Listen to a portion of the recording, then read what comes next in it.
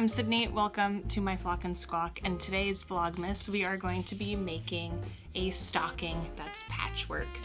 As you can see here, I have some squares sewn together. They're roughly 2-inch squares finished, which I just had some scrap strips that were 2.5 inches, 1/4 inch seam allowance, sewing them together, cutting them, and turning them into this. So like I said, about 2 inches. I wasn't very particular about my seam allowance this go. So I'm going to take this and some leftover other flannels, since this is flannel, so some leftover flannel, and I'm going to make a stocking. So I'm going to kind of eyeball it.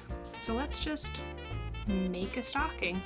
So this is going to be both my lining and one side of my stocking, since I only have, I probably have enough to do both sides, but I'm just gonna do one side and show you how you can eyeball and DIY a stocking of your own without like a dedicated pattern. So I have this, and I have some freezer paper. So I'm gonna adjust the camera so you can actually see what I'm doing and drawing, but just know that I'm sort of freehanding it, and these are more or less rough instructions. If you want a more dedicated instructional video, there are probably plenty out there, or actual patterns, but yeah, just join me in a rough general idea. We have here my freezer paper, and we have my patchwork. So I'm just gonna take a pencil and just roughly outline the area that I'm working with, just so I don't make too big of a stocking. My area of my patchwork is outlined so I don't go over it, and for me it will work better a little bit like this. So I'm just gonna sketch out. So this is like the foot part of it. My rough thing done. So let's cut this out.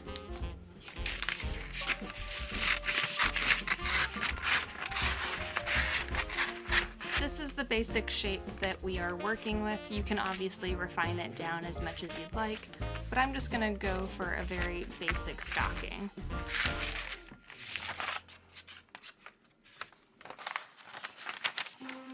And we can see that it does fit fairly well on my fabric.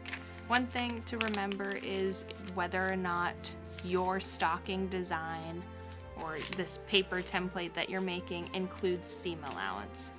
I'm probably going to say that mine doesn't include seam allowance, so I'll want to cut out a little bit extra around each piece just to account for that. But let's just get these cut out. So with how I'm doing it, I will need 4 of these.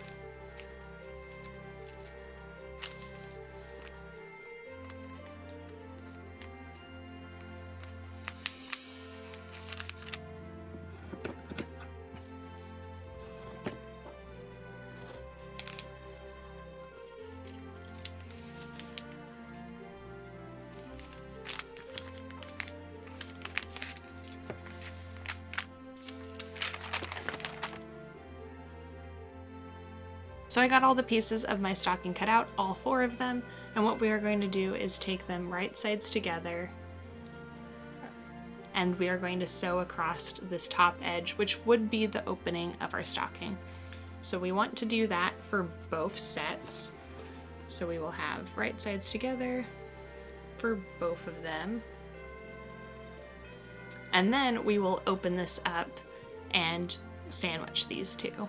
So I'm going to do the sewing of the tops first, and then I will bring you back down to my table to kind of explain better what I'm meaning for sandwiching them. So let's just do that real quick. I have here my stocking, and it's sewn across the top. What we are going to do is take our other half that we've sewn, sandwich it in with this half, and on one of them, preferably the lining, we are going to just mark with some pins a little spot in the bottom where we can leave it open. We don't want to sew this shut because we are sewing with the right sides together, so this is what will be on the inside of our stocking. We want to leave a spot to turn it right side out. Also, if your cutting was not quite the same, you can even that out with sewing just on the correct side or evening it out that way. The round edges are obviously going to be harder, so I recommend taking that a little bit slower. Also, another quick note is you'll probably want to insert your tab or your ribbon to hang the stocking where these two come together.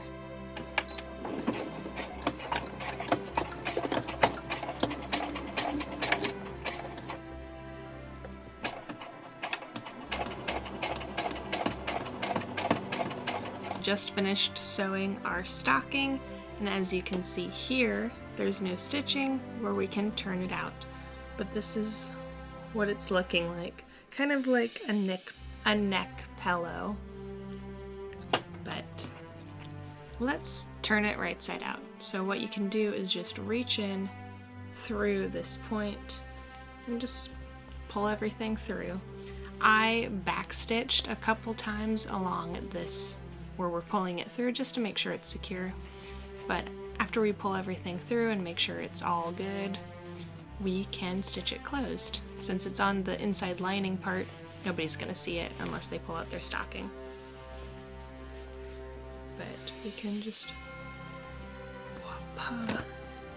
Super simple and easy if you leave a big enough hole. If you leave a small hole, then it's kind of hard to do. Also, here's my little doodah. So what we can do now is we still have the same shape, same neck pillow, but we can just do a little turn in on this and stitch this closed. All stitched closed, let's turn this so we now can shove this portion, the lining portion, into the rest of our stocking.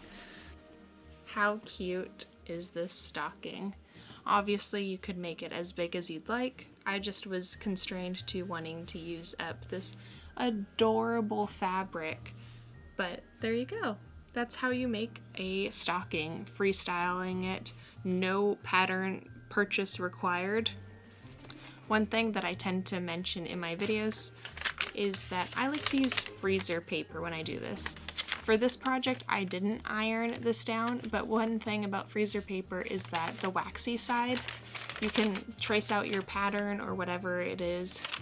You can put it on your fabric and iron it, and it'll stick to your fabric. Makes cutting out pieces easier at times. For this one, I just stuck some pins through it, so that way I could get the general shape cut out. But there you go, a nice stocking, and if you use flannel like me, it's so soft and yeah, just super cute. It's a fun, easy little gift, or if you want to have some custom stockings, there you go. And then also, if you wanted a cuff, you could sew a separate cuff piece, or you just make this portion longer so you can fold it down, and then you would have a cuffed stocking. Obviously, I did not go for that, but adorable. Just don't forget the hanger like I almost did, but adorable. Thank you so much for flocking and squawking with me. I hope you enjoyed this Vlogmas. I have a whole playlist for it where I've been posting every day, but I make videos like crafting like this and cooking and just whatever I feel like, vlogs, and my boyfriend Connor often joins me for a taste test. So thank you so much for watching. I hope you flock and squawk again with me sometime. Bye!